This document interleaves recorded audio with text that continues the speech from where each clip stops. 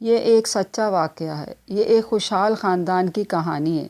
ایک آدمی جو کمپیوٹر انجینئر تھا، اس کی 3 بہنیں تھیں اور وہ اکلوتا تھا۔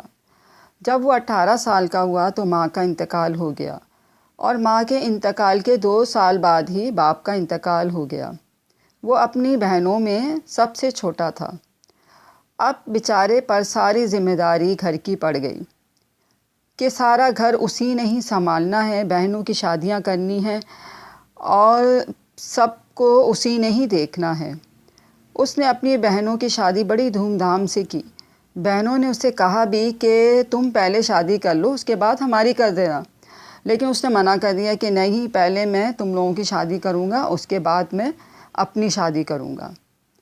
ایک دن بہت زیادہ اس کی طبیعت خراب ہو گئی اور اتنا درد اس کے شدید ہونے لگا جسم میں کسی جگہ کہ اس کو سمجھ نہیں آ رہا تھا کہ کیا ہو رہا ہے۔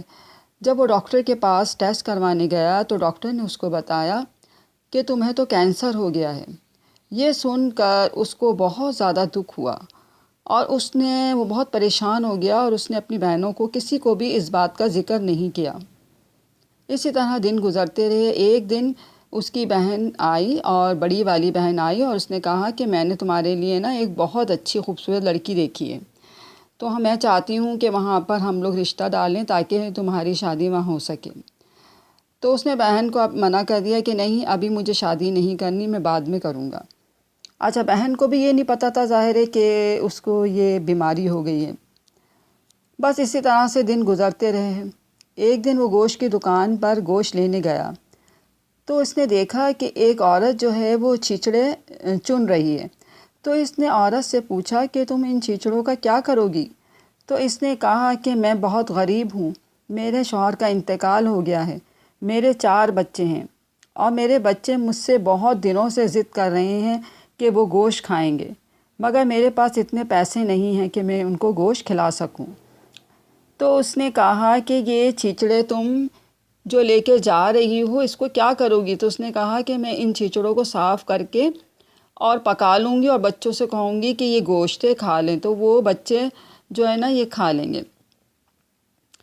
تو اس نے کہا کہ نہیں، تم یہ چیچڑے نہیں لے کے جاؤ گی، اور اس نے کسائی سے کہا کہ اس کو گوشت دے دو اور اس کے پیسے میں دوں گا، اور یہ بھی کہا کہ جب بھی یہ گوشت لینے آئے تو اس کو گوشت دے دینا، اور اس کا حساب تم ہر مہینے لکھ لینا، جب میں آؤں گا تو ہر مہینے یہ حساب کر دوں گا۔ یہ سن کر عورت کی آنکھوں میں آنسو آ گئے، اور اس نے اسی وقت اپنے ہاتھ اٹھائے اور اس کے لیے دعا کی کہ وہ بہت خوش ہوئی، اور خوشی خوشی گوشت لے کر گھر چلی گئی۔